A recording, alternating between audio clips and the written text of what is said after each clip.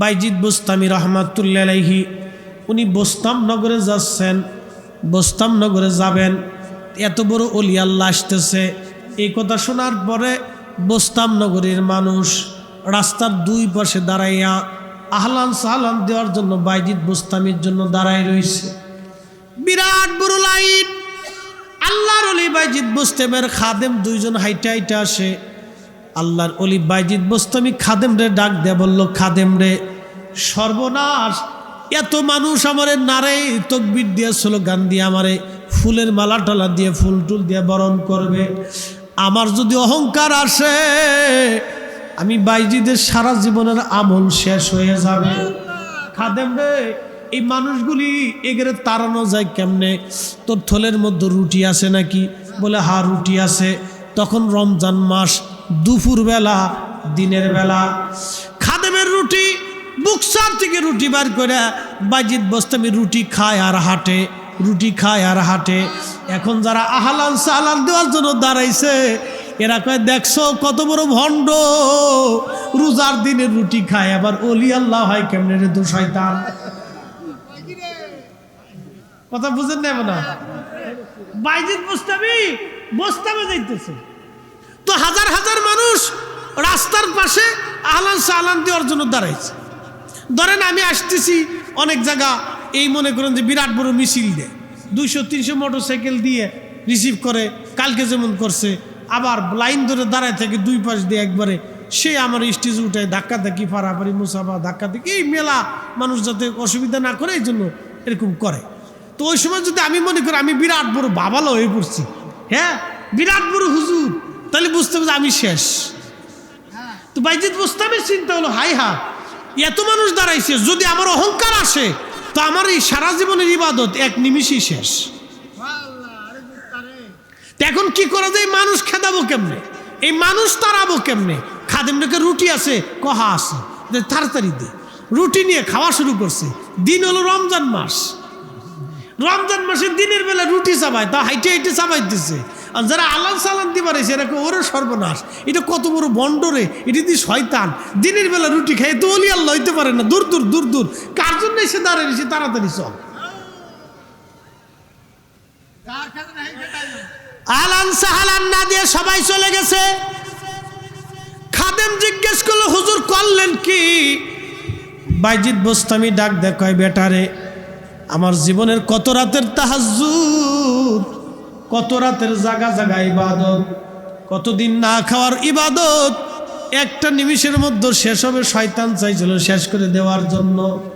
আমি চিন্তা করলাম, না, আমি রুটি খাই এই মানুষগুলি তাড়াই দেই, ওরা আজকে থেকে আমার ঘৃণা করবে, আমাকে ভণ্ড মনে করবে, অপরাধী মনে করবে। কিন্তু আমার মালিক তো জানে আমি বাইজিদ অপরাধী না। চিৎকার মেরে বলেন আল্লাহু আকবার। এই জন্য আমার পীরের বিরুদ্ধে মানুষ গালিগালাজ করলে, মানুষ যে বিচার দিলে হুজুর বলতেন, বাবা ওরা বুঝে নাই, বুঝলে গাইলেই তো না, তোমরা রাগারাগি করো না, মারামারি করো না, ছটফটানি করো না। কি কথা কর না, ঠিক কিনা? এগুলো হুজুর বলতেন।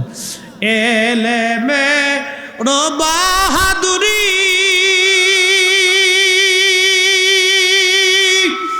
ধনের গৌরব দাও সারি, কামেলের পদতলে জীবনটুকু দাও ঢালি, এশকের গভীর তথ্য যদি রে জানিতে চাও, কামেলের পদতলে নেশার হইয়া যাও। দেখ না ফরিদ করিল দান, অমূল্য চক্ষুরতন, ইব্রাহিম সারিয়া দিল মহামূল্য সিংহাসন। ওরে ইব্রাহিম রিয়া দিল মহামূল্য সিংহাসন। আল্লাহুম্মা সাল্লি আলা, হ্যাঁ জবান খুলে,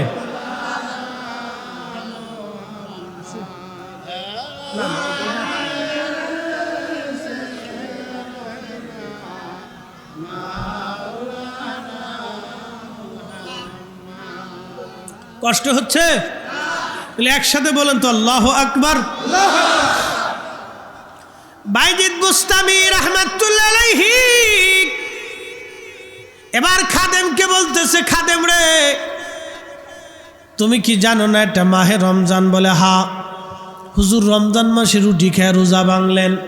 কে বাবা আমি শরীয়তের খেলাপ করি নাই, সফর অবস্থায় মুসাফির অবস্থায় রমজান মাসে রোজা ভাঙ্গা যায়, আমরা তো মুসাফির রোজা ভাঙতে পারবো, আল্লাহর শরীয়তে আইন দিছে, শরীয়তে আইন দিছে বিধায় আমি রোজা ভাঙছি, আমি রোজাও ভাঙলাম আর মুসল্লিদেরকে তারাইয়াও দিলাম। বাজানো দুনিয়াটা অহংকারের জায়গা না, অলি যারা তারা অহংকার করে নাই। আমার পীরের বাড়ি এত খাবার, এত ধন, এত সম্পদ, আমার পীর কোনোদিন অহংকার করে নাই। আমার পীর এইগুলির মুখাপেক্ষী ছিলেন না, এইগুলি অর্থ সম্পদের দিকে আমার হুজুর তাকাইতেন না, আপনাদের টাকা পয়সার দিকে হুজুর মুহতাজ ছিলেন না, হুজুর কেবল আল্লাহর প্রতি মুহতাজ ছিলেন। কথা বলেন ঠিক কিনা? ও মা বোনেরা, নার্সেরেলবাসী, ফরিদপুরবাসী, মাইকের আওয়াজ যত দূরে যায় বাজান খুব মনোযোগ দেন। ওই হাজিদের কথা বলছিলাম, দুই হাজি বাংলাদেশে কান্দে, দুই আপন ভাই কান্দার বলে হাজি সাহেবরা আমরা মক্কায় গেলাম, মদিনায় গেলাম, কিন্তু মক্কা মদিনা দেখার সুযোগ হইল না। কারণ কি জানেন নি? আমাদের টাকা পয়সার কোনো অভাব নাই, বাড়ি গাড়িরও কোনো অভাব নাই, কোটি কোটি টাকা আমাদের দুই ভাইয়ের, কিন্তু আমরা আব্বা আম্মা বৃদ্ধাশ্রমে ছিল, আব্বা আম্মারে বৃদ্ধাশ্রমে রাখছিলাম, আমাদের ঘরে বাবা মার জায়গা হয় নাই। আজকে বুঝছি আল্লাহ মক্কা মদিনা দেখাইলো না কেন? বাবা মার বৃদ্ধাশ্রমে কষ্ট দিছিলাম, আল্লাহ তার ঘর আমাদেরকে দেখার সুযোগ দেয় নাই। এই বিরাট বড় অপরাধ করছি, এই অপরাধের কোনো ক্ষমা নাই। সহিহ বুখারীতে আল্লাহর নবী একটা ঘটনা লেখেন। পূর্ব জমানায় একজন আল্লাহর ওলি ছিলেন, যুবক, সারা দিন রাত 24 ঘন্টা আল্লাহর ইবাদতে কাটাইতো, 24 ঘন্টা ইবাদতে কাটাইতো। এই যুবক একটা সেকেন্ডের জন্য সে ইবাদত বন্ধ করতো না, পায়খানা পেশাব ছাড়া, খাওয়া দাওয়া ছাড়া। এলাকার মানুষ তারে খুব ভালোবাসতো। গ্রামের পাশে একটা এলাকায় তার জন্য একটা খানকা বানায় দিল। ওই খানকার ভিতরে ওই যুবক ইবাদতে রত থাকতো। বনি ইসরাইলের একজন যুবক 24 ঘন্টা আল্লাহর ইবাদতে কাটায়, 24 ঘন্টা ইবাদতে কাটায়। একদিন তার মা খানকার দরজায় যায় টোকা লাগাইছে, টোকা দিয়া বলতেছে, বাবা রে জুরাইস দরজা খোল, আমি তোর মা আসছি, মা দুটি কথা বলেই বিদায় হয়ে যাব। জুরাইস তখন নামাজের মধ্যে দণ্ডায়মান, নামাজ পড়ে, একদিকে নামাজ অন্যদিকে মা। হযরত জুরাইস চিন্তা করলো, না না, মা চলে যায় যাক, আমি নামাজ ছাড়ব না, মা চলে যায় যাক, আমি নামাজ ছাড়ব না, মা চলে যায় যাক, আমি নামাজ ছাড়ব না। নামাজ পড়তে লাগলো জুরাইস। দ্বিতীয় দিন আবার মারছে, খানকার দরজায় টোকা লাগাইলো, টোকা লাগায় বলতেছে, বাবা জুরাইস দরজা খোল, আমি মারছি, দুটি কথা বলে চলে যাব। হযরত জুরাইস তখনও নামাজের মধ্যে দণ্ডায়মান, চিন্তা করে একদিকে নামাজ অন্যদিকে মা, না না না, মা চলে যায় যাক, নামাজ আমি ছাড়ব না। তৃতীয় দিন আবার মা আসছে, খানকার দরজায় টোকা লাগাইলো, টোকা লাগায় বলে, জুরাইস দরজা খোল, আমি তোর মা আসছি, মা দুটি কথা বলে চলে যাব। আল্লাহর নবী বলতেছিলেন উম্মতরা রে, তৃতীয় দিন জুরাইজ নামাজে দণ্ডায়মান।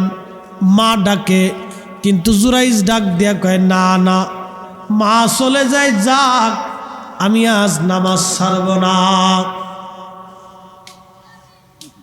জুরাইজ নামাজ পড়তে লাগছে। তৃতীয় দিন মা খানকার দরজার সামনে হাত বাড়ায় বলে, রাব আল্লাহ, আজকে 3 দিন ধরে আমি আমার কলিজার টুকরা সন্তান জুরাইজকে ডাকতেছি।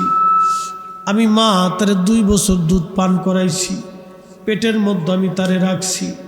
কত রজনী মা আমি ঘুমাইতে পারি না আমার সন্তানের পায়ের আঘাতে। ও হাত দিয়ে আঘাত করছে, আমি আমার ঘুম ভেঙে গেছে। খাইতে বসছি, সন্তান পেশাব করে দিয়ে আমার খাবার নষ্ট করে ফেলছে। আমি মা ঘুমাইছি, পেশাব করে দিয়ে আমার ভিজাই দিছে। আমি মা কষ্ট পাই নাই। ওরে আমি শুকনা কাপড় দিয়ে জড়াইয়া ভিজার মধ্যে আমি মা সারা রাত পার করে দিছি। আমি মা আজকে ওরে 3 দিন ধরে ডাকলাম, আমার জুরাইজ খালি নামাজ পড়ে, আমার ডাকে সাড়া দিল না। আল্লাহ তুমি তো জানো আমি মা 3 দিন ধরে তারে ডাকছি। আল্লাহ আমি জানি আমার জুরাইজ বড় পরহেজগার, আমার জুরাইজ বড় নামাজি। ওগো রব্বুল আলামিন, আমি মা হয়ে ওরা ডাকলাম, কিন্তু আমার জুরাইজ আমার ডাকে সাড়া দেয় নাই, আমার হাজত সে পুরা করে নাই, আমার অভাব আমার কষ্ট সে বুঝে নাই। রব্বুল আলামিন, আমার জুরাইজ অনেক বড় আবেদ, কিন্তু আমি মার খেদমত করল না। আল্লাহ আল্লাহ আমি মা হয়ে ওর জন্য বদদুয়া করে গেলাম। আমার জুরাইজ যত বড় অলি হোক, যত বড় বুজুর্গ হোক, দুনিয়ার ভিতর থেকে কোনো জেনাকারিনী, কোনো আপনার ওই কি বলে বেহায়া নারীর অপবাদ না দিওয়াইয়া আমার জুরাইজের মৃত্যু কিন্তু তুমি দিও না আল্লাহ। মরার আগে ওরে দুনিয়ার কোনো জেনাকারিনী এক খারাপ মহিলার অপবাদ দিয়ে অপমান অবদস্ত করে তার মৌত দিও। এই দোয়া করে মা বদদুয়া করে চলে গেছে। নবী আমার দিকে বলে, সাহাবীরা রে, ছেলের বিরুদ্ধে মায়ের বদদুয়া আল্লাহর দরবারের সাথে সাথে কবুল হয়ে গেল। নরসেনেলবাসীর মা বোনেরা রে, আপনার দ্বারা কোনো শ্বশুর শাশুড়ি যেন ব্যথা না পায় রে মা, ব্যথা না পায় রে বোন, কপাল কিন্তু পুড়িয়া যাবে। এই পুরা কপাল আর কোনোদিন জোড়া লাগবে না। এ কথা কোন ঠিক কিনা?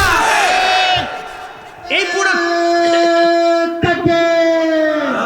বিশ্ব নবী মুস্তাফা, কুলকাদেমী মুস্তাফা, বিশ্ব ফরিদপুরি এলাকাবাসীর আগমন, দরুল ইসলাম ফরিদির আগমন, এলাকাবাসীর জলসা। কষ্ট হচ্ছে, অসুবিধা লাগতেছে, ঘুমাইছে? এই আপনারা গ্রামের মানুষ সারাদিন পরিশ্রম করে, এই জন্য আমি কিছু আমার তাড়াতাড়ি দেন।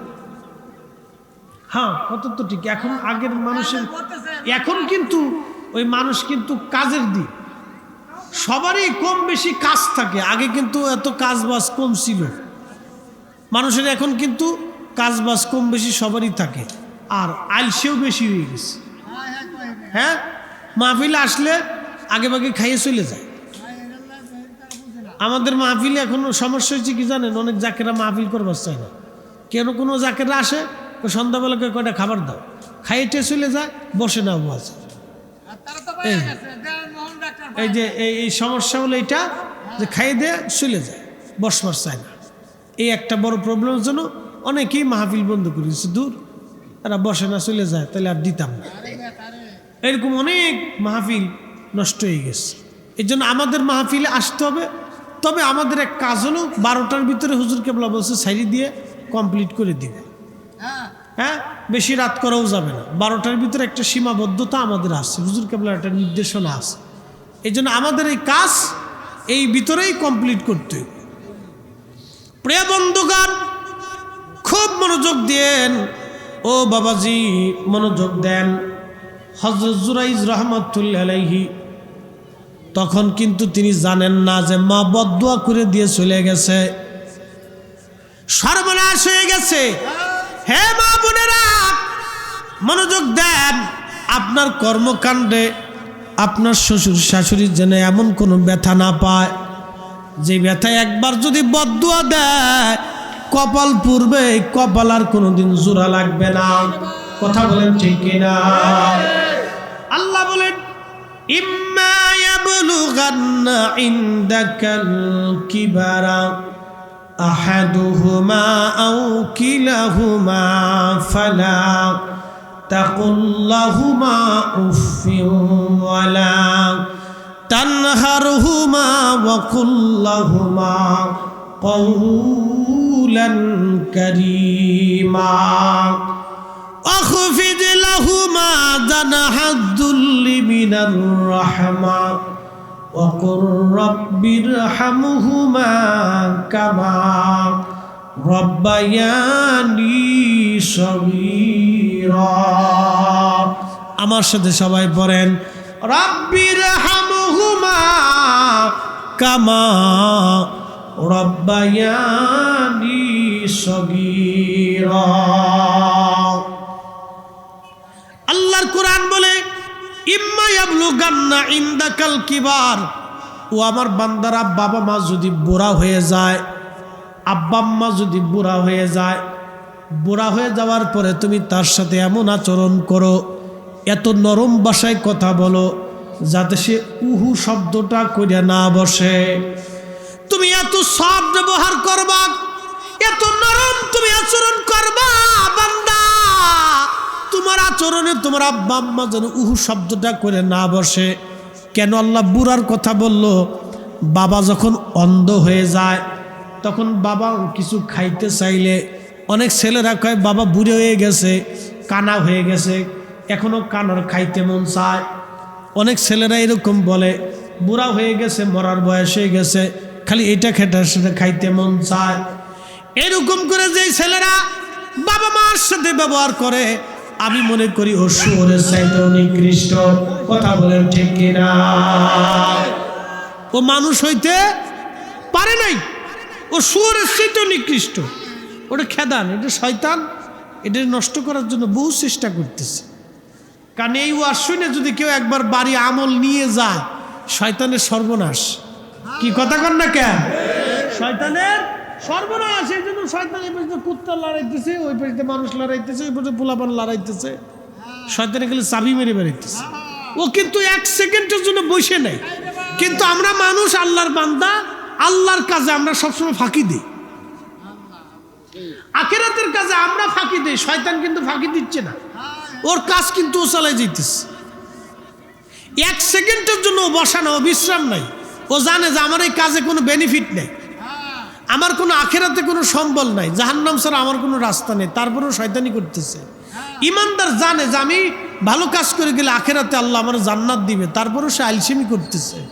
এই জন্য আল্লাহ বলছে, ইন্নাহু লাকুম আদুব্বুম মুবিন। শয়তান কিন্তু তোমার প্রকাশ্য দুশমন। ও কিন্তু চাবে তোমার মাহফিলতে উঠাই নিয়ে যাওয়ার জন্য, ও চাবে মসজিদ থেকে বের করে নিয়ে যাওয়ার জন্য, ও চাবে ওলি আল্লাহ থেকে জুদা করার জন্য, ও চাবে দুয়ার থেকে জুদা করার জন্য, ও চাবে মিলাদ দুরুদ থেকে জুদা করার জন্য। আমরা জুদা হওয়া যাবে না, এ কথা বলেন ঠিক কিনা? শয়তান চাবে জুদা করার জন্য, কিন্তু আমাদের জুদা হওয়া যাবে যাবে না, এটা চালু রাখতে হবে। প্রিয় মুসলমান,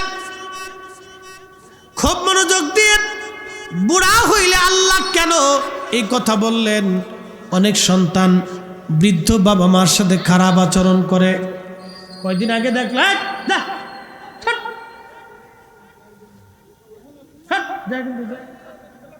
একবারে বেশি এদা কেদা জন্মায় ফেলেছে না, এগুলো সমস্যা তো, যার যারটা তার কাছে রাখতে হবে, এটা নিয়ম। লাঠি লিয়েছেন আপনি, এগুলো উঠতো না। সরে যা, পাগল গেছে, কিন্তু পাগল গেছে, তাড়াতাড়ি বেরিয়ে বেরিয়ে সরে যা। উপায় নেই তো, তাই না? হায় হায় রে, কি জ্বালার জ্বালা রে। মসজিদে জুতায় চুরি আর তো টিন তো কাটবই, চুরি হয়। আহা, আচ্ছা এই ওয়াজ করতেছি, ওয়াজের ভিতরে এসে যাবে, ঠিক কিনা? ওয়াজের ভিতরে একসাথে বলেন তো আল্লাহু আকবার। না হয় না, আরো জোরে নারে তাকবীর, নারে রিসালাত। হ্যাঁ মাশাআল্লাহ, বসে। আপনাদেরকে দুটো কথা বলি। পিছনে যারা আছেন, এই ডায়েসের পিছনে, প্যান্ডেলের পিছনে, আমি আমার ভাইদেরকে অনুরোধ করব, আপনারা দয়া করে পিছন দিক থেকে সরে চলে যান। যে সময় তাবারক দিবানি ওই সময় আইসেন, আমরা বুঝতেছি আপনারা কিসের জন্য ঘুরতেছেন। আপনারা তাবারক দিলে পরে আইসেন, এখানে ডিস্টার্ব করেন। আর পাশে যদি দোকান থাকে, দোকানদারদেরকে অনুরোধ করবো আপনারা একটু দূরে চলে যান, আপনাদের কথায় আমাদের মাহফিলে ডিস্টার্ব হয়। দোকানদার ভাইরা একটু দূরে চলে গেলে আশা করি ভালো হবে, আপনারও কাছে কিনা হবে, আমরাও সুবিধা হবে। যাই হোক, যে কথা বলছিলাম খুব মনোযোগ দিয়ে,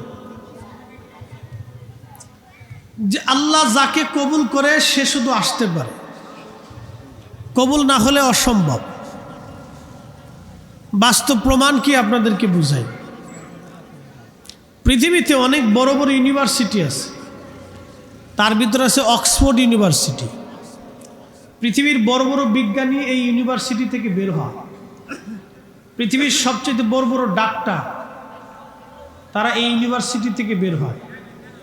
পৃথিবীর বড় বড় রসায়নবিদ, পদার্থবিদ, পারমাণবিক বোমা, দামি দামি অস্ত্র যারা বানায় তারা এই সমস্ত বিশ্ববিদ্যালয় থেকে পড়াশোনা করে বের হয়। তো অক্সফোর্ড এবং হার্ভার্ড ইউনিভার্সিটির যিনি চ্যান্সেলর, যিনি প্রধান, তাহলে তার মেধা কেমন হবে? এরকম মেধাবী বাংলাদেশে না সারা পৃথিবীতে 50 থেকে 100 জন খুব মেধাবী, হায়ার এডুকেটেড পার্সন, মেধাবী, একবার কঠিন মেধাবী।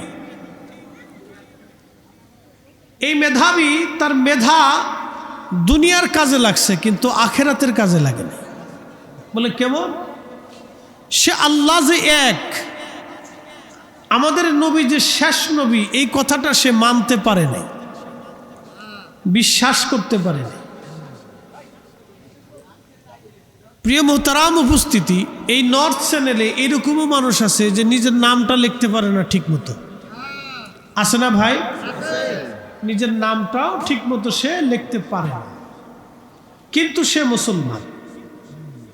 অক্সফোর্ড ইউনিভার্সিটি, হার্ভার্ড ইউনিভার্সিটির মতো কোটি কোটি বিলিয়ন ট্রিলিয়ন ইউনিভার্সিটির চ্যান্সেলরকে যদি এক পাল্লায় দেন, আর এই নর্থ চ্যানেলে একজন ব্যক্তি নিজের নামটাও লিখতে পারে না, সেই মুসলমানকে যদি আর এক পাল্লায় দেন, আল্লাহর কাছে কার ওজন বেশি? কাফেরের না মুসলমানের? না, জোরে বলেন, কার ওজন বেশি? এতে কোনো সন্দেহ? আচ্ছা, মুসলমানের যে আল্লাহর কাছে তার ওজন বেশি, কিসের জন্য? ইমানের জন্য। কথা ঠিক কিনা? কিসের জন্য? ইমানের জন্য। এই ধারণাটা আপনাদের আসছে। এবার বলি, জ্ঞান মেধা সৃষ্টি করছে কে? আল্লাহ। অক্সফোর্ড ইউনিভার্সিটির যিনি চ্যান্সেলর, তাকে এই মেধাবী কে বানাইছে? কাজী নজরুল ইসলাম এক আশ্চর্য মেধাবী মানুষ ছিলেন। বলে আশ্চর্য মেধাবী কেমন? তিনি কোনো ইউনিভার্সিটিতে পড়েননি, তিনি সাধারণ আন্ডার ম্যাট্রিক পাস। আগে আমাদের দেশের আঞ্চলিক শব্দ ছিল আন্ডার ম্যাট্রিক, মানে 8 পর্যন্ত পড়লে তার আন্ডার ম্যাট্রিক হইতো, ম্যাট্রিকের নিচে। তো আন্ডার ম্যাট্রিক পাস একটা ছেলে, অভাবের সংসারে মা তার নাম দিয়েছিল দুখু মিয়া, মানে 3 বেলা খাইতে পারতো না, এত অভাব ছিল তার ঘরে। দুঃখের সংসারে মা নাম দিয়েছে দুখু মিয়া, অভাবের কারণে। আগে তো এরকম অভাব মানুষের ছিল, অনেক অভাব ছিল। আমাদের দেশে মানুষ ছিল 7 কোটি, কিন্তু 3 বেলা পেট ভরে খাইতে পারতো না।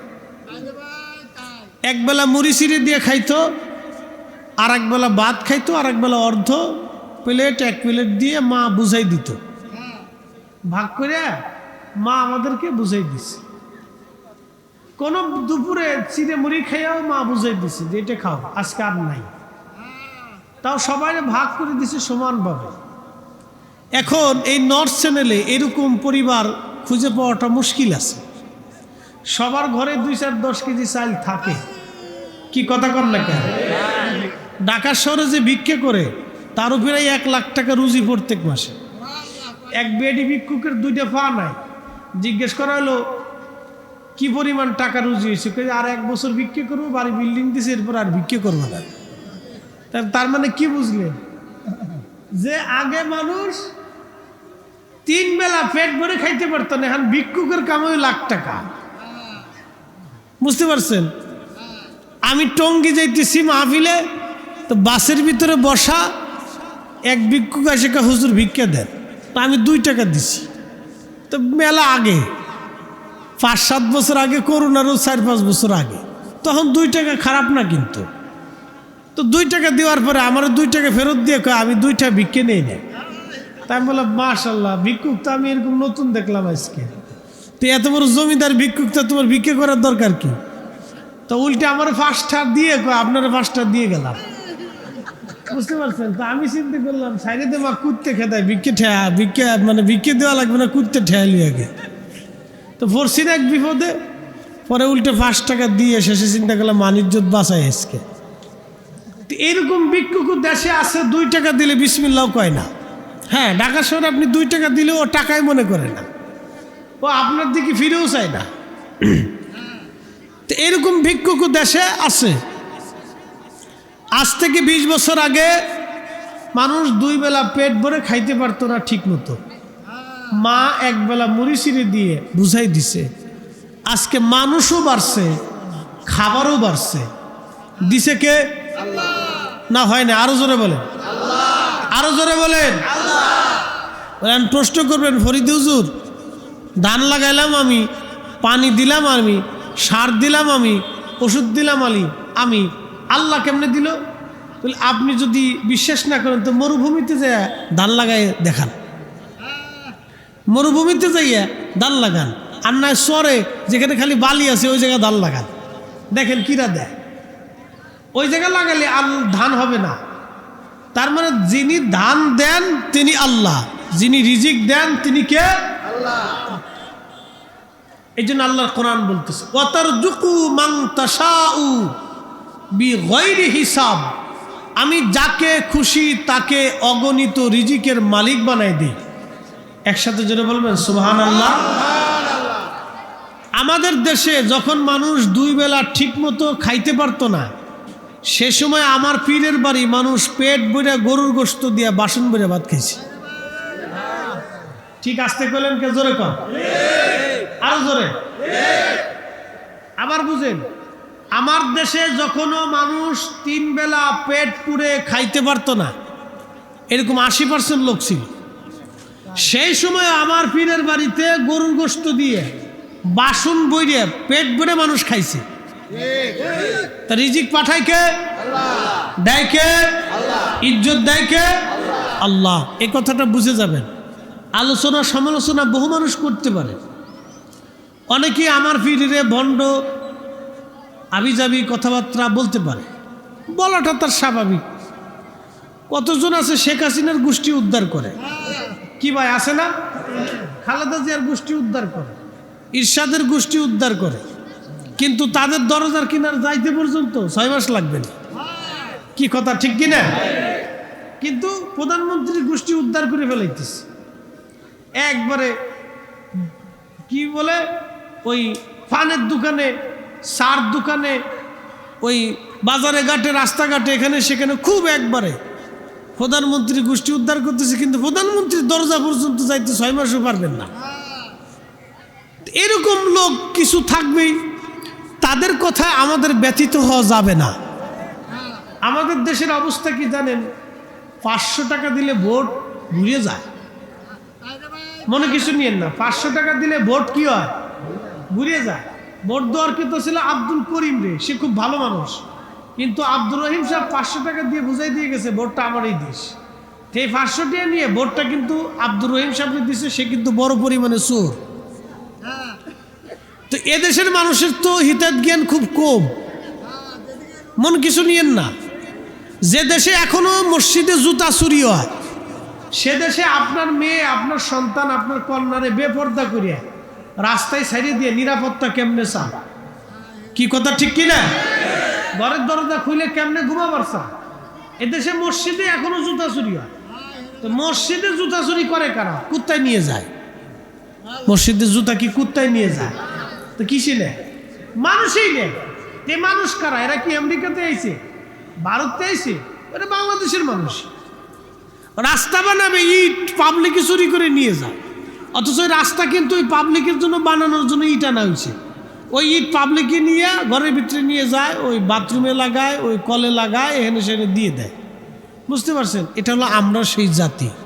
500 টাকা দিলে আমাদের রাতের ভোট সকালবেলা আলাদা হয়ে যায়। এইগুলোর বললে তো আর লাভ নেই। এদেশে মানুষ অনেকে টাকার কাছে ভালো চিনে না, মন্দ চিনে না। রাতেরটা সকালে চেঞ্জ হয়ে যায়। হুজুর কেবলার কাছে কিছু হিন্দু ভদ্রলোকরা আইছে স্বাধীনতার যুদ্ধের সময়, আইসে বলতেছে, হুজুর আমরা মুসলমান বানাই দেন। তো হুজুর বলতেছে, বাবা এই আর কয়টা দিন পরে আসেন, আর কয়টা দিন পরে আসেন। তো যুদ্ধ করার পরে স্বাধীন হয়ে গেল। স্বাধীন হয়ে যাওয়ার পরে হেরা আবার আইছে, আইসে বলতেছে, হুজুর বিদায় দেন, আমরা ভারত চলে যাব। তো হুজুর বলতেছে, কেন বাবা, মুসলমান হবার চাইছিলেন, মুসলমান হবেন না? না হুজুর, আর মুসলমান হওয়া লাগবে না, আমরা দেশে চলে যাই, ভারতে চলে যাই। তার মানে এরা মুসলমান হবার আইছিল জীবন বাঁচানোর জন্য। কি কথা ঠিক কিনা? তো হুজুর চিন্তা করলো যে এরা যেহেতু মুসলমান হবার চাইতেছে হঠাৎ করিয়া, তার একটু সময় যাক, কয়দিন পরেই করি। যখন দেশ স্বাধীন হয়ে গেছে, এরা চিন্তা করলো যে আর তো যুদ্ধ বিগ্রহ নেই, আমরা ভারত চলে যাবো, আর মুসলমানদের কি করবো আমরা? ঠিক আছে না? তেমন সুবিধাবাদ জিন্দাবাদ, এটা হলো বাঙালি। সুবিধা পালিয়ে বাস জিন্দাবাদ লাগাই দিবে। আবার যখন সুবিধা নেই তখন আপনি মুর্দাবাদ। বুঝতে পারছেন? তো এই জন্য খুব হিসাব কিতাব। তো এই জন্য বলছিলাম যে এই দেশের মানুষ যখনও পেট ভরে ঠিকমতো খাইতে পারতো না, তখনও আমার পীরের বাড়িতে পেট ভরে গরুর গোশত দিয়ে মানুষ খাবার খায়। এখন 2-4টা আলু টালু করলে অনেকে কয় না, আরে গোশত দেন, আলু দিছে। এখন কিছু লোক আলুর সমালোচনা করে। এখন আপনাকে বলবো, আলু পেয়ে যদি আপনি বেজার হন, তাহলে আপনি একটু বাড়িতে আলু দিয়ে গোটা দিয়ে রাইন দিয়ে এরকম 2-4-5 লক্ষ লোক খাওয়াই দেখেন, কেমন লাগবে না? কি কথা কর না কেন? এই জন্য সমালোচনা করাটা খুব সহজ, কিন্তু কাজে পরিণত করাটা কঠিন। কথা ঠিক কিনা? এই জন্য আপনাদেরকে কাজে পরিণত হইতে হবে। ওই একটা কবিতা পড়ছিলাম, আমাদের দেশে সেই ছেলে হবে কবে, কথাই না বড় হয়ে কাজে বড় হবে। কথাই বড় না হয়ে কাজে বড় হবে, কথা কম বলবে, কাজ বেশি করবে। এই ছেলে কবে হবে? এই ছেলে আমাদের দেশে এখন পাওয়াটা মুশকিল। আমরা কথায় আসি, কাজে নাই। যেই লোক কাজে আছে, কথাই কম কাজে বেশি, এটা হলো অরিজিনাল কাজের লোক। আল্লাহ আমাদেরকে কাজের লোক হওয়ার তৌফিক দিক, বলে না আমি। আমি নবী না চিনিলাম, কি যে ভুল করিলাম। আমি নবী না চিনিলাম, কি যে ভুল করিলাম। ভস্মে ঢালিলাম ঘি, মানুষ হইয়া ভবেতে আসিয়া। মানুষের করিলাম কি, মানুষ হইয়া ভবেতে আসিয়া। মানুষের করিলাম কি।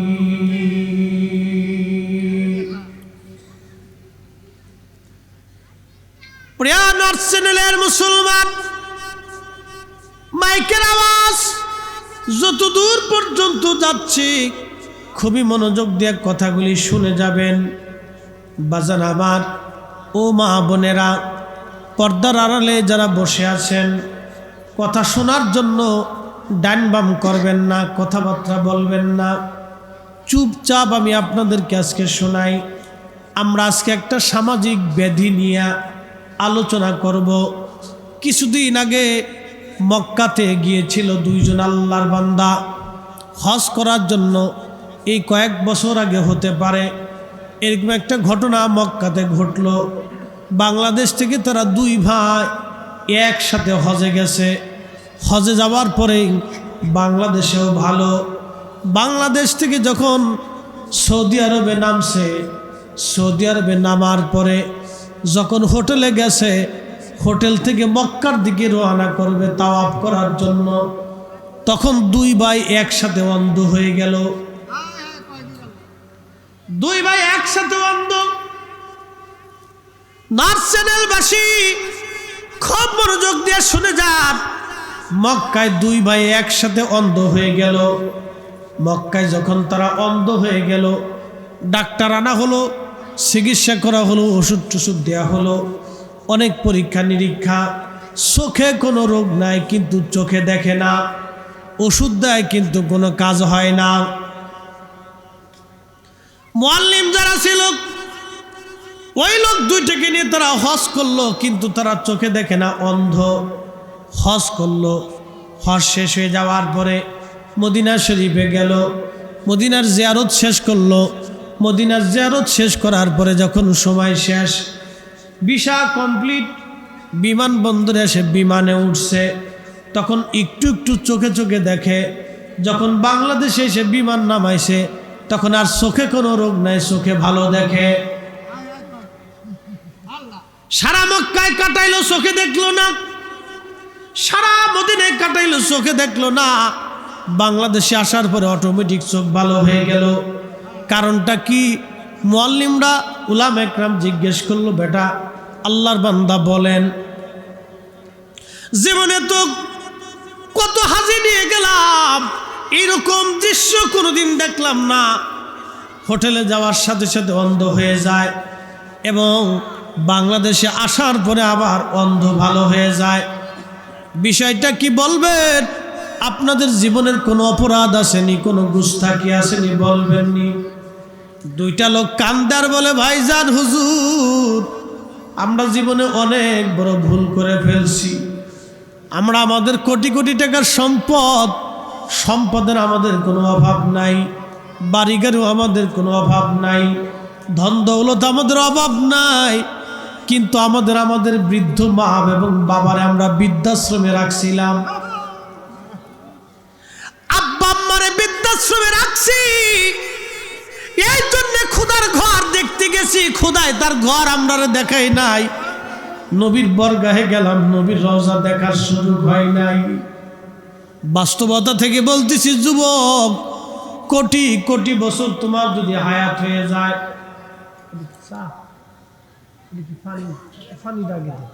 যেমনি ফিডে খাওয়াইছেন, এই আমরা ফরিদপুরের সিস্টেমটা ভালো। আমার বাড়ি কিন্তু কানাইপুরে। ফরিদপুরের সিস্টেমটা বালা কেমন? আমাদের অঞ্চলে আলেমুলা আমার ফিডিয়াটা খাওয়া, অন্য জায়গায় গেলে কিন্তু নসিব হয় না। সারা দেশ তো ঘুরি, আল্লাহ বহু জায়গা নিছে, বহু বাড়ির ভাত, কত খাওন খাইছি। আল্লাহু আকবার, কত রিজিক, কত ধরনের খাবার আল্লাহ খাওয়াইলো। আহা, আরে শোনা বানি মহিলারা তো কি ওয়াজ শুনবো তো আমি জানি। আমরা দাওয়াত করে খালি বেলালের ওয়াজ শোনার লেগে। সেদিন ব্রাহ্মণবাড়িয়ে গেছি, বেলালের ওয়াজ করি নিতে আমার টেহাই দিব না, কি জ্বালাত পড়ছি রে।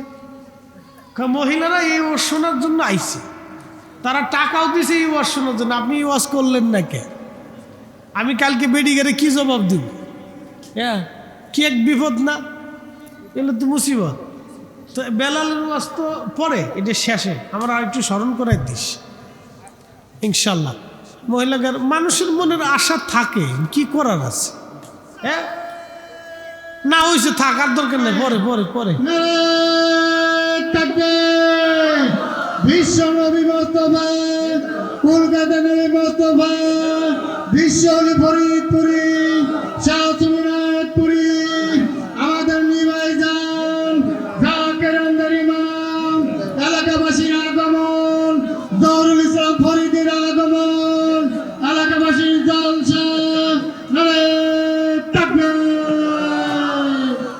দাদু আর কিছু আছে?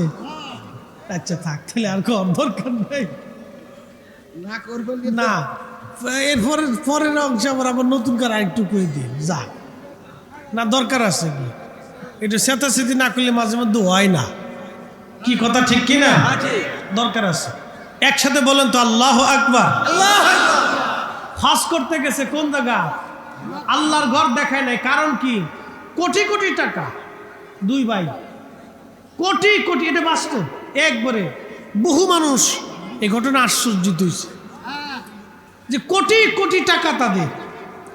ওলামায়ে কেরাম, মুআল্লিম যারা ছিল, হাজিরা, তারা ধরল ওই আপনার বিমানবন্দরে যে ভাই আজকে বলে যান, আপনার সাথে হজ করতে গেলাম, আমরা একসাথে গেলাম, আপনারা মক্কায় যাওয়ার সাথে সাথে অন্ধ হলেন, আবার বাংলাদেশে আসার সাথে সাথে চোখ ভালো হয়ে গেল, বাকিটুকুন মক্কা মদিনায় কাটাইলেন, কিন্তু চোখে দেখলেন না। কারণটা কি? জীবনে কি অপরাধ করছেন বলে দিয়ে যান। আপনাদেরকে নরসেনেলবাসীদেরকে বলি, শোনেন, সব পাপের কিন্তু প্রায়শ্চিত্ত আছে। কি কথা কন না কে? সব পাপের কিন্তু ফলাফল আছে। আপনি যেই পাপ করেন না কেন, এর কিন্তু রেজাল্ট আছে। দুনিয়াতেও পাবেন, আখিরাতেও পাবেন। এই জন্য দুনিয়াতে কাজ করলে ভাবে চিন্তা করতে হবে। দুনিয়ায় পথ চলতে হলে ভাবে চিন্তা চলতে হবে। অলিরা মানুষকে মানুষ বানানোর জন্য আমার পীর আসছিল। কি কথা কন না কে? আমার পীরের বাড়িতে কত চোর ডাকাত বদমাশ লুইছে, ভালো হয়ে গেছে। খালি খারাপটা চোখে দেখলে হবে না, ভালোটাও দেখতো,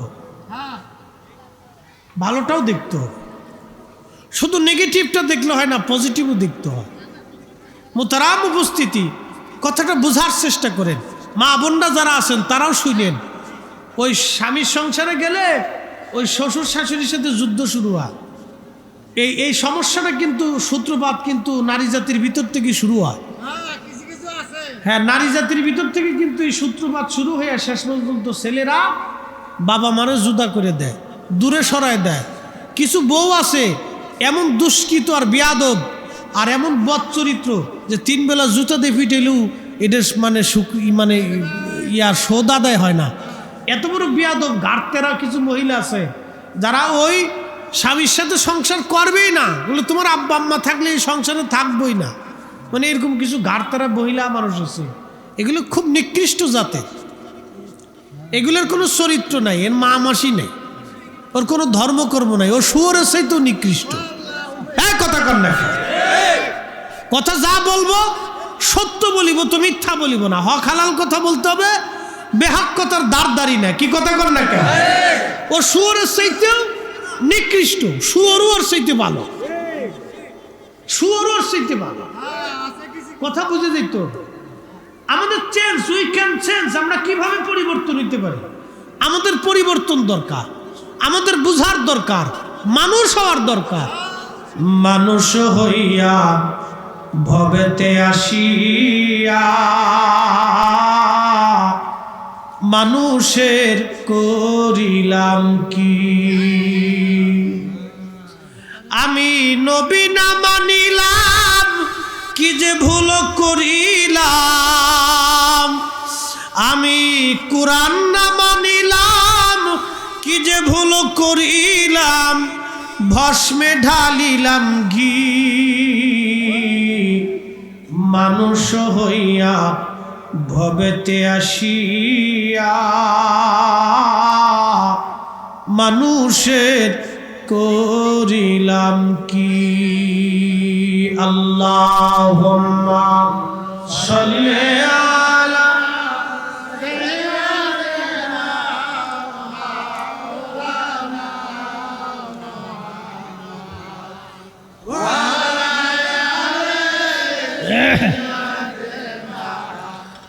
মাওলানা। ওই দুই ভাই হাজি সাহেবদের সামনে কাদের বলে, হাজিরা হজ একসাথে করলাম, আপনারা মক্কা মদিনা দেখলেন, কিন্তু আমরা দুইটা ভাই মক্কা মদিনা দেখার সুযোগ আমাদের হলো না। আমরাও হজ করলাম, কিন্তু দুই চোখ দিয়ে আল্লাহর ঘর দেখার সুযোগ হলো না। আল্লাহর নবীর কাছে এক সাহাবী এসে বলেন, ইয়া রাসূলুল্লাহ, ফতে মক্কা হয়ে যাওয়ার পরে আমি নিয়ত করেছিলাম আল্লাহর ঘরের চৌকাঠের মধ্যে আমি সুমা লাগাবো, কাবা শরীফের দরজায় আমি সুমা দিব। ও নবীজি, ফতে মক্কা হয়ে গেছে, নবী গো এখন আমি মানত কিভাবে পুরা করব? আল্লাহর নবী ডাক দিয়ে বলেন, সাহাবী তোমার ঘরের মধ্যে মা আসেনি? বলে হ্যাঁ আছে। আল্লাহর নবী ডাক দিয়ে বলেন, সাহাবী রে তুমি তোমার মায়ের পায়ের মধ্যে সুমা লাগাও, আল্লাহর কাবা ঘরের দরজায় সুমা লাগানো হয়ে যাবে।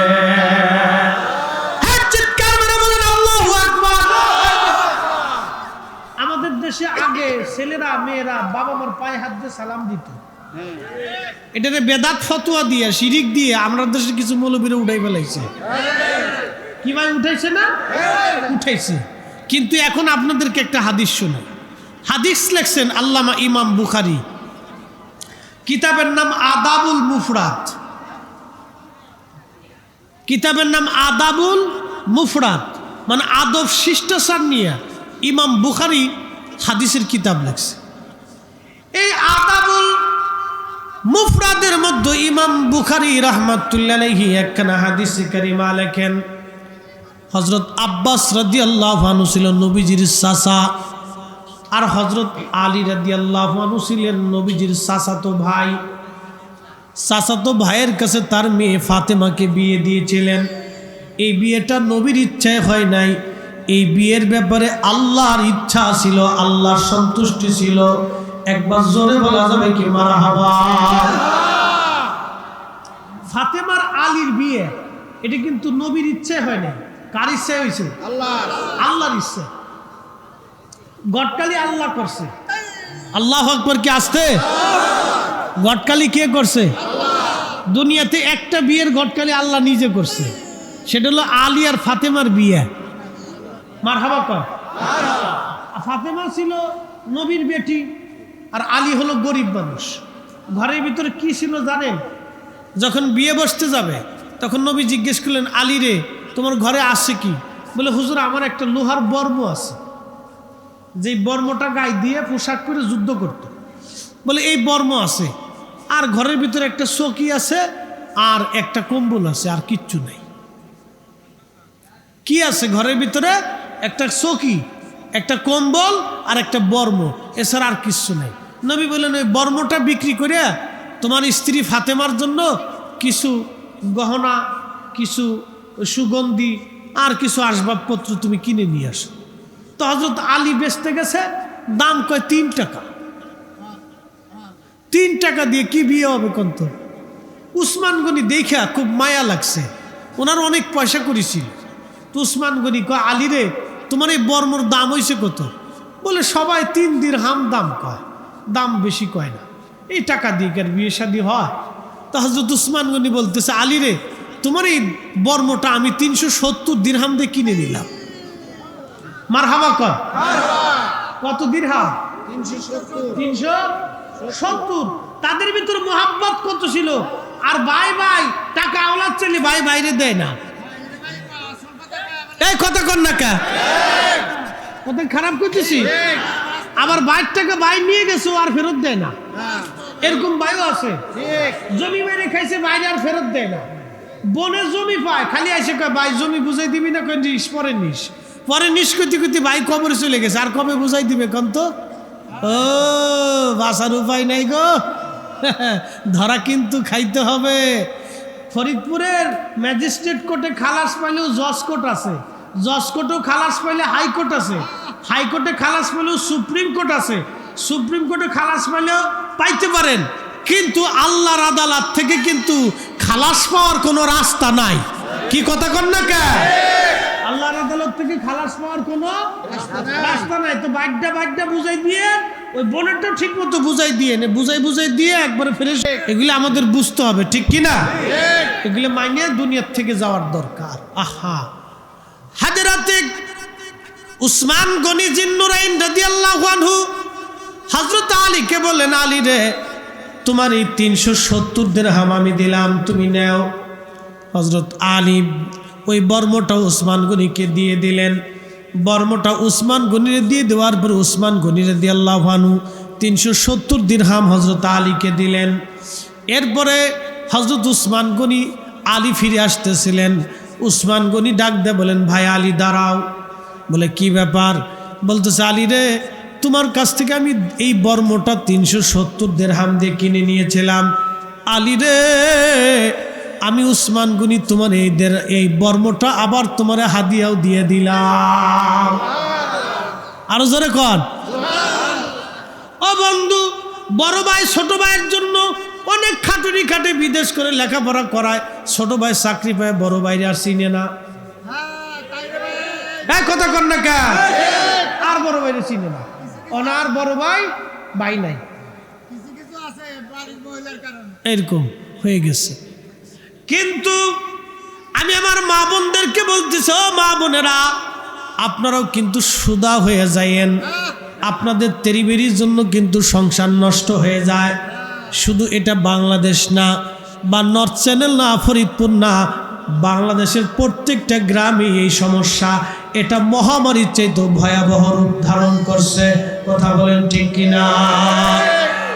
বেশিরভাগ শিক্ষিত ফ্যামিলি, বিরাট বড় হায়ার এডুকেটেড পারসন, বিরাট বড় পয়সাওয়ালা, সুন্দরী বেডির ভাবের কোনো শেষ নাই, বিরাট বড় ভাও, একাপ মেকআপ করে রাস্তা দিয়ে চলে। আপনারা তো কম দেখেন, আল্লাহ আমরাও অনেক কিছু দেখায়, রাস্তাঘাট, বিমানবন্দর, জোর জঙ্গল, পাহাড় পর্বত, শহর আর নদী নালা, খাল বিল, কোনোটাই আল্লাহ নেওয়া বাদ দেয় নাই। একবারে বিমান থেকে আকাশ থেকে শুরু করে জমিন, জমিন থেকে শুরু করে সাগর আর নগর, পাহাড় আর পর্বত, জোর আর জঙ্গল, শাওর আর বাউর, সব জায়গায় আল্লাহ আমরারে নেয়। সব কোয়ালিটির মানুষ আমাদের দেখা, কিন্তু আমরা মানুষ, কালার যেটাই হোক মানুষ হওয়া লাগবে। আল্লাহ কিন্তু ফরিদ হিসেবে নাক লম্বা, চেহারা সুন্দর, এটা দেখে আল্লাহ মাফ করবে না। ওনার মাথায় সুন্দর পাগড়ি, গায়ে বিরাট বড় জুব্বা, সুন্দর ওয়াজ করে দেখে কিন্তু আল্লাহ আমারে মাফ করবে না। আল্লাহ মাফ করবে আমার কালব ঠিক আছে কিনা, ঠিক কিনা? এই যে আমার পীর মুর্শিদ আগে কালবে সবক দিছে, কোন জায়গা দিছে? এই জায়গা দিছে। বাবা এটা ঠিক করো, এই জায়গা দিছে, এটার গুতায় ঠিক করছে, এই জায়গা এটা ঠিক করো। চেহারা দেখে আল্লাহ মাফ করবে না। কোটি কোটি টাকা আল্লাহ মাফ করবে না।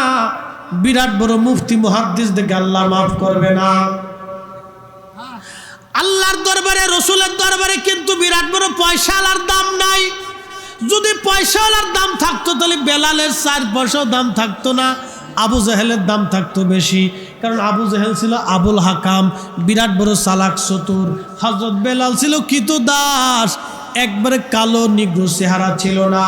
তাহলে বেলাল মুয়াজ্জিন হইতে পারতো না। নবীর দরবারের দাম হলো ভালোবাসা।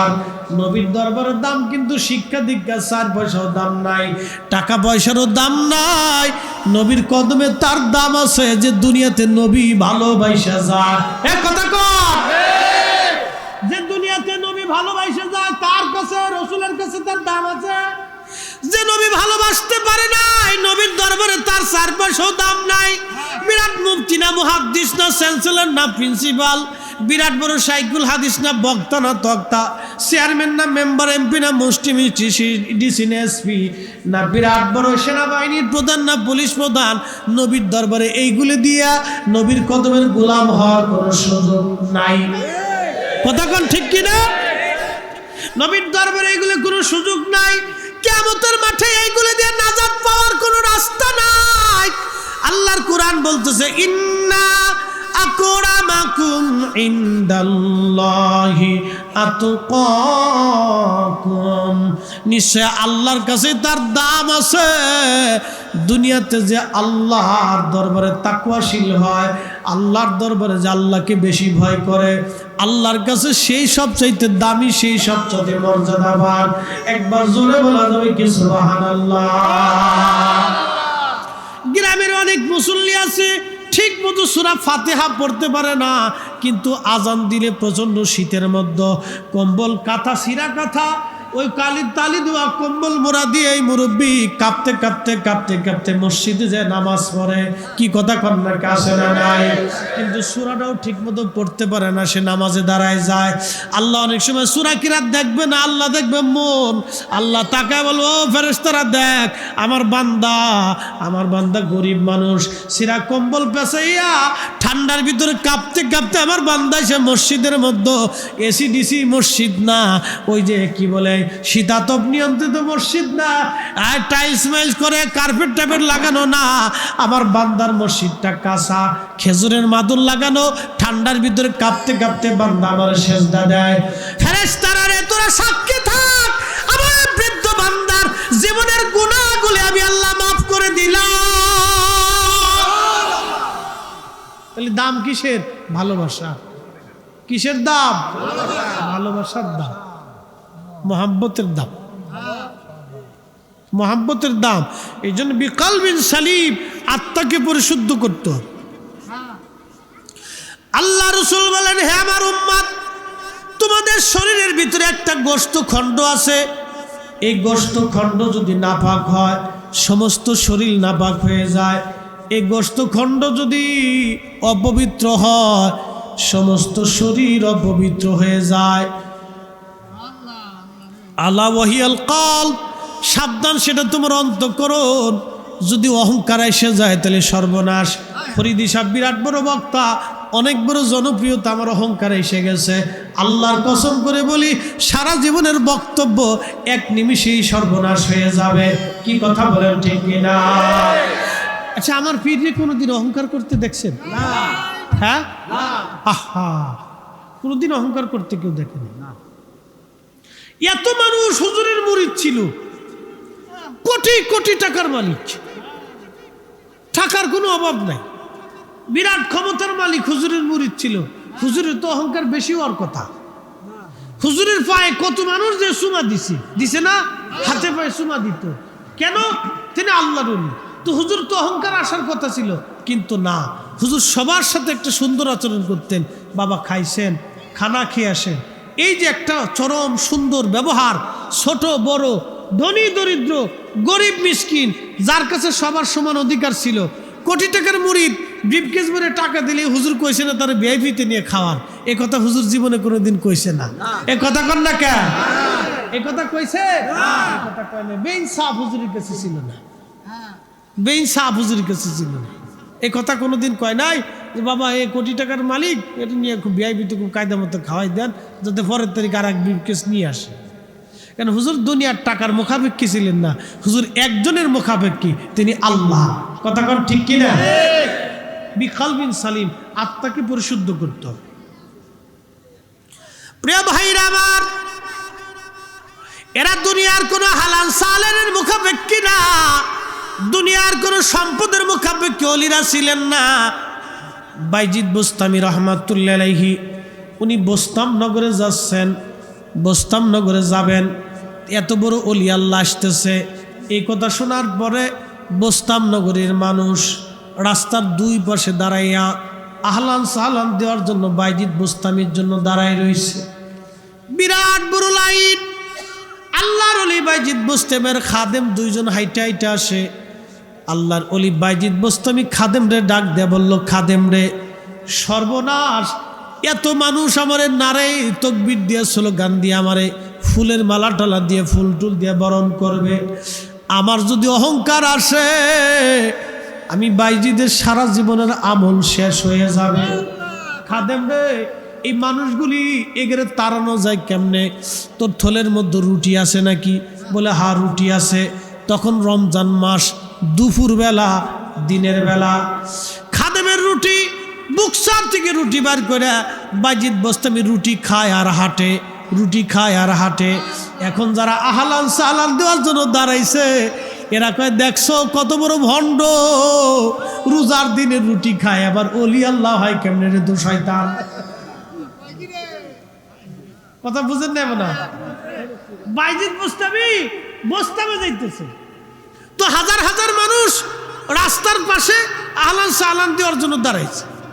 ধরেন আমি আসতেছি অনেক জায়গা, এই মনে করেন যে বিরাট বড় মিছিল দেয়, 200-300 মোটরসাইকেল দিয়ে রিসিভ করে, কালকে যেমন করছে, আবার লাইন ধরে দাঁড়ায় থেকে দুই পাশ দিয়ে একবারে সে আমার স্টেজ উঠায় ধাক্কা ধাক্কি পারাপারি মুসাফা ধাক্কা ধাক্কি, এই মেলা মানুষ যাতে অসুবিধা না করে এই জন্য এরকম করে। তো ওই সময় যদি আমি মনে করি আমি বিরাট বড় বাবালো হয়ে পড়ছি, হ্যাঁ বিরাট বড় হুজুর, তাহলে বুঝতে হবে যে আমি শেষ। তো বাইজিদ বোস্তামের চিন্তা হলো, হাই হা এত মানুষ দাঁড়াইছে, যদি আমার অহংকার আসে তো আমার এই সারা জীবনের ইবাদত এক নিমিষেই শেষ। এখন কি করা যায়? মানুষ খেদাবো কেমনে, এই মানুষ তাড়াবো কেমনে? খাদেমটাকে রুটি আছে, কহা আছে, তাড়াতাড়ি দে। রুটি নিয়ে খাওয়া শুরু করছে। দিন হলো রমজান মাস, রমজান মাসের দিনের বেলা রুটি চাবায়, তা হাইটে হাইটে চাবাইতেছে। আর যারা আলান সালান দিয়ে পারেছে এরা ওরে সর্বনাশ, এটা কত বড় বন্ডরে, এটা দিয়ে শয়তান, দিনের বেলা রুটি খাই, তো অলি আল্লাহ হইতে পারে না, দূর দূর দূর দূর। কার জন্য এসে দাঁড়িয়ে এসে তাড়াতাড়ি চল। আলান সাহালান না দিয়ে সবাই চলে গেছে। খাদেম জিজ্ঞেস করলো, হুজুর করলেন কি? বাইজিদ বোস্তামি ডাক দেখায়, বেটারে আমার জীবনের কত রাতের তাহাজ্জুদ, কত রাতের জাগা জাগা ইবাদত, কতদিন না খাওয়ার ইবাদত, একটা নিমিষের মধ্যে শেষ হবে। শয়তান চাইছিল শেষ করে দেওয়ার জন্য। আমি চিন্তা করলাম, না আমি রুটি খাই এই মানুষগুলি তাড়াই দেই, ওরা আজকে থেকে আমার ঘৃণা করবে, আমাকে ভণ্ড মনে করবে, অপরাধী মনে করবে। কিন্তু আমার মালিক তো জানে আমি বাইজিদ অপরাধী না। চিৎকার মেরে বলেন আল্লাহু আকবার। এই জন্য আমার পীরের বিরুদ্ধে মানুষ গালিগালাজ করলে, মানুষ যে বিচার দিলে হুজুর বলতেন, বাবা ওরা বুঝে নাই, বুঝলে গাইলেই তো না, তোমরা রাগারাগি করো না, মারামারি করো না, ছটফটানি করো না। কি কথা কর না, ঠিক কিনা? এগুলো হুজুর বলতেন। এলেমে রো বাহাদুরি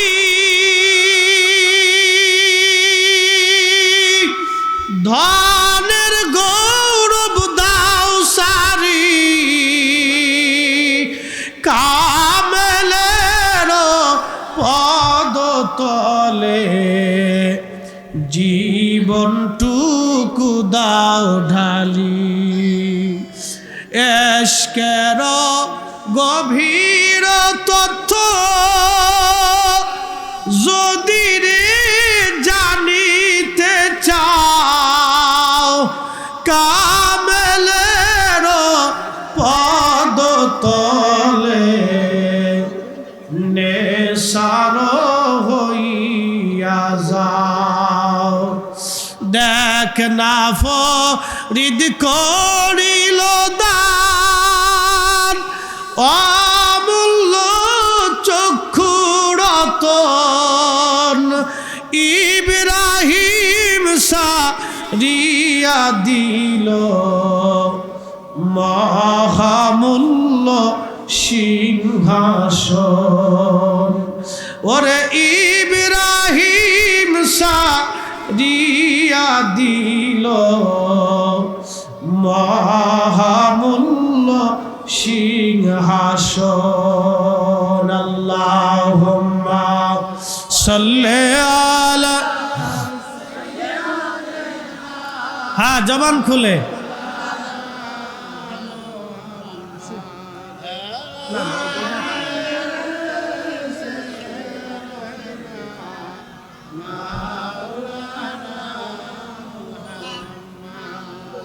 কষ্ট হচ্ছে? একসাথে বলেন তো আল্লাহু আকবার। বাইজিদ বুস্তামি রাহমাতুল্লাহ আলাইহি এবার খাদেমকে বলতেছে, খাদেম রে তুমি কি জানো না এটা মাহে রমজান? বলে হা। হুজুর রমজান মাসে রুটি খেয়ে রোজা ভাঙলেন।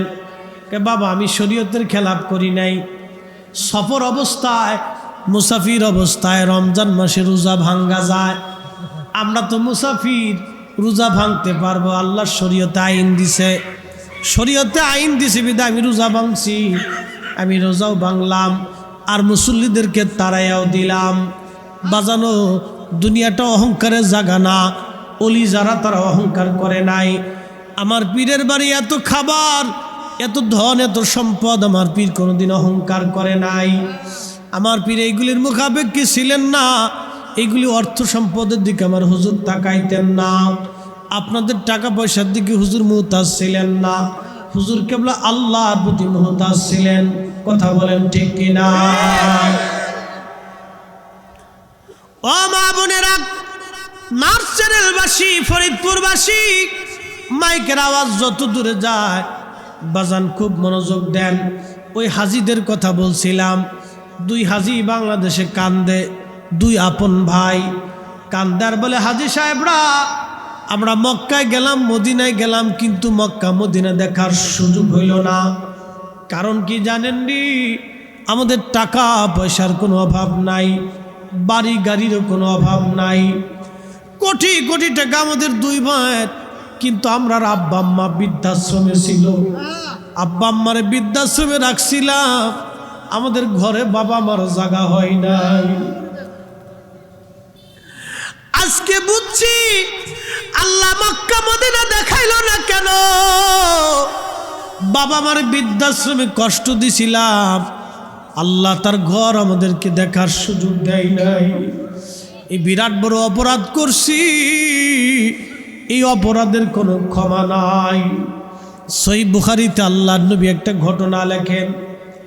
পূর্ব জমানায় একজন আল্লাহর ওলি ছিলেন, যুবক, সারা দিন রাত 24 ঘন্টা আল্লাহর ইবাদতে কাটাইতো, 24 ঘন্টা ইবাদতে কাটাইতো। এই যুবক একটা সেকেন্ডের জন্য সে ইবাদত বন্ধ করতো না, পায়খানা পেশাব ছাড়া, খাওয়া দাওয়া ছাড়া। এলাকার মানুষ তারে খুব ভালোবাসতো।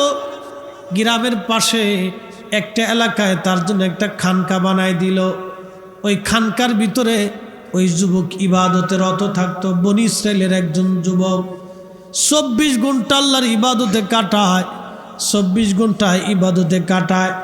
একদিন তার মা খানকার দরজায় যা টুকা লাগাইছে, টুকা দিয়া বলতেছে, বাবারে জুরাইজ দরজা খোল, আমি তোর মা আসছি, মা 2টি কথা বলেই বিদায় হয়ে যাব। জুরাইজ তখন নামাজের মধ্যে দণ্ডায়মান, নামাজ পড়ে, একদিকে নামাজ অন্যদিকে মা। হযরত জুরাইজ চিন্তা করলো, না না, মা চলে যায় যাক, আমি নামাজ ছাড়ব না, মা চলে যায় যাক, আমি নামাজ ছাড়ব না, মা চলে যায় যাক, আমি নামাজ ছাড়ব না। নামাজ পড়তে লাগলো জুরাইজ। দ্বিতীয় দিন আবার মারছে, খানকার দরজায় টুকা লাগাইলো, টুকা লাগায় বলতেছে, বাবা জুরাইজ দরজা খোল, আমি মারছি, 2টি কথা বলেই চলে যাব। হযরত জুরাইজ তখনও নামাজের মধ্যে দণ্ডায়মান, চিন্তা করে একদিকে নামাজ অন্যদিকে মা। না না না, মা চলে যায় যাক, নামাজ আমি ছাড়ব না।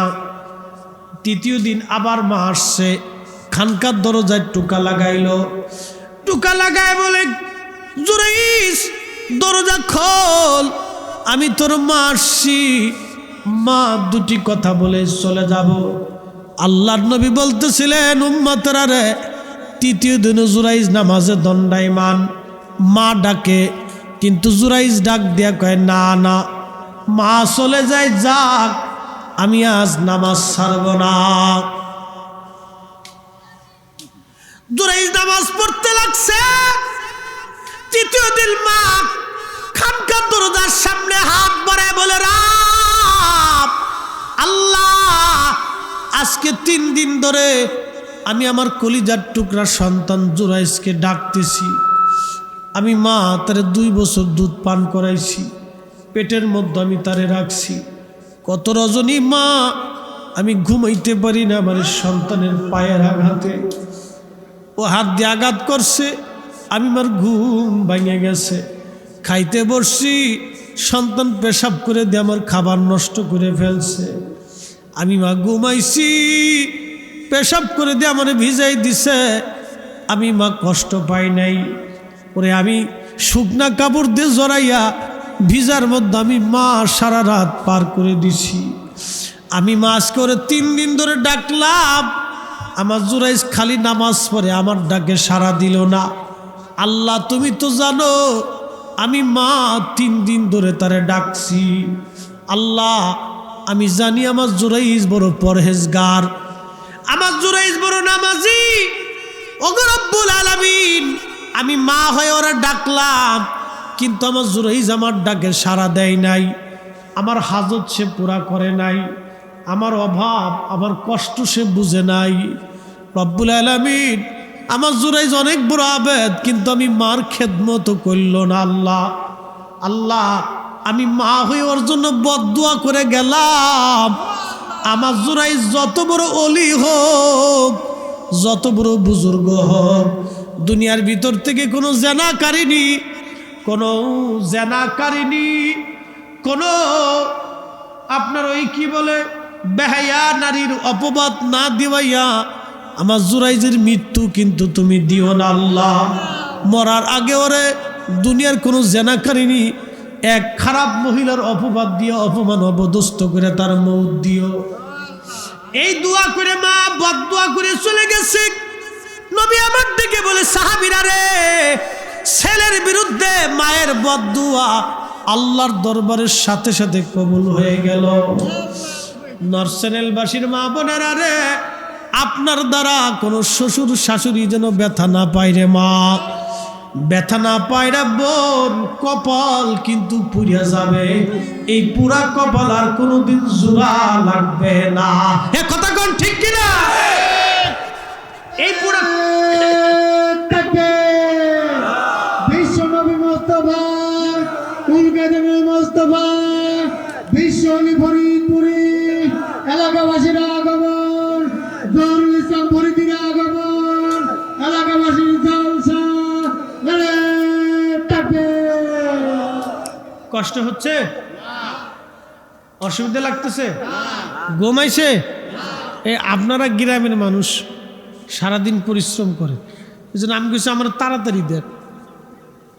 হ্যাঁ, কত তো ঠিক। এখন আগের মানুষের, এখন কিন্তু ওই মানুষ কিন্তু কাজের দিক, সবারই কম বেশি কাজ থাকে। আগে কিন্তু এত কাজ বাজ কম ছিল মানুষের, এখন কিন্তু কাজ বাজ কম বেশি সবারই থাকে, আর আলসেও বেশি হয়ে গেছে। হ্যাঁ, মাহফিলে আসলে আগে ভাগে খাইয়ে চলে যায়। আমাদের মাহফিলে এখন সমস্যা হয়েছে কি জানেন, অনেক জাকেরা মাহফিল করবার চায় না। কেন কোনো জাকেরা আসে, সন্ধ্যাবেলাকে কয়টা খাবার দাও, খাইয়ে চলে যায়, বসে না ওয়াজ। এই যে এই সমস্যা হলো এটা, যে খাইয়ে দিয়ে চলে যায়, বসবার চায় না।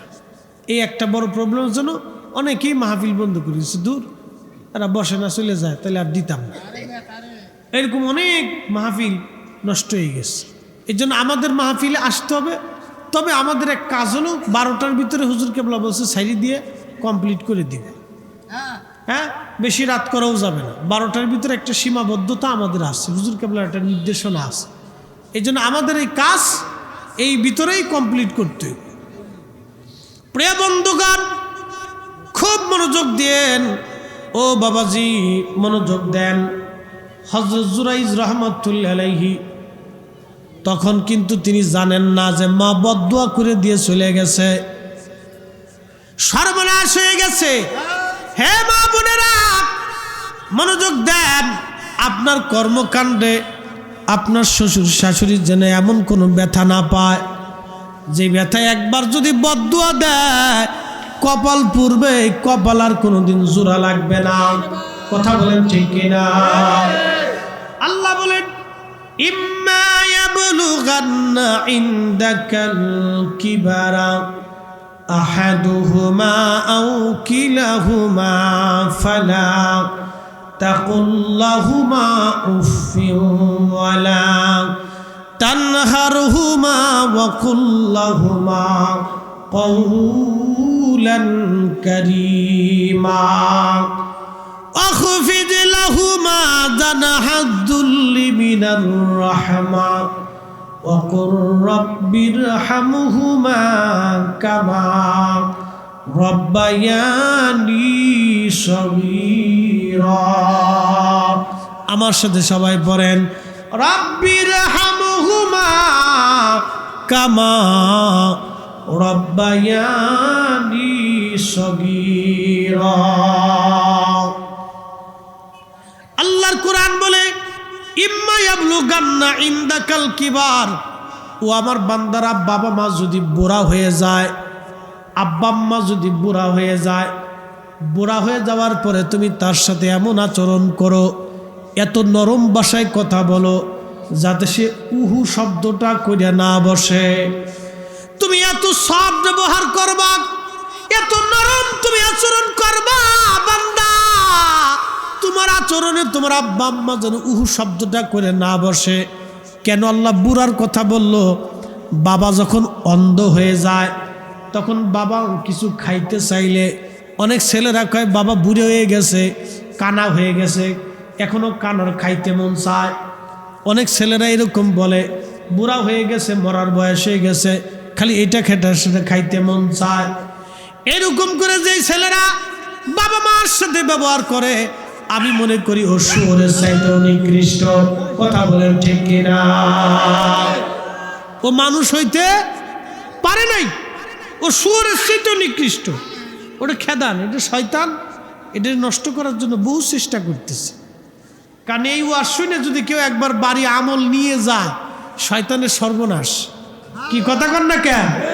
শয়তানের সর্বনাশ। এই জন্য শয়তান এই পাশে কুত্তা লড়াইতেছে, ওই পাশে মানুষ লড়াইতেছে, ওই পাশে পোলাপান লড়াইতেছে, শয়তানে গেলে চাবি মেরে বেড়াইতেছে। ও কিন্তু এক সেকেন্ডের জন্য বসে নাই। কিন্তু আমরা মানুষ, আল্লাহর বান্দা, আল্লাহর কাজে আমরা সবসময় ফাঁকি দিই। আখিরাতের কাজে আমরা ফাঁকি দিই, শয়তান কিন্তু ফাঁকি দিচ্ছে না, ওর কাজ কিন্তু ও চালাই যেতেছে। এক সেকেন্ডের জন্য ও বসা না, ও বিশ্রাম নাই।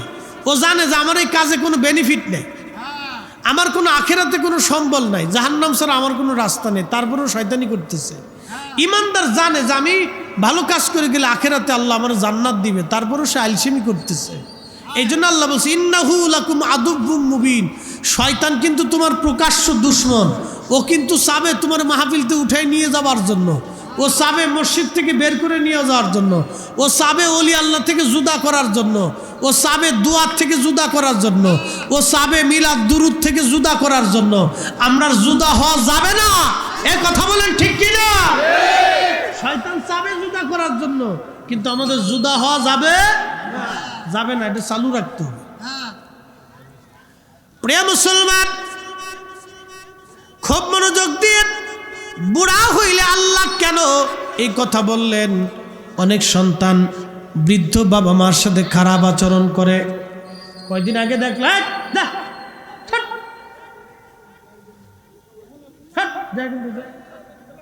একবারে বেশি এদা কেদা জন্মায় ফেলেছে না, এগুলো সমস্যা তো। যার যারটা তার কাছে রাখতে হবে, এটা নিয়ম। লাঠি লিয়ে যান আপনি, এগুলো হইতো না। সরে যা, পাগল গেছে, কিন্তু পাগল গেছে, তাড়াতাড়ি বেরিয়ে বেরিয়ে সরে যায়। উপায় নেই তো, তাই না? হায় হায় রে, কি জ্বালার জ্বালা রে। মসজিদে জুতায় চুরি, আর তো টিন তো কাটবই, চুরি হয়। আহা,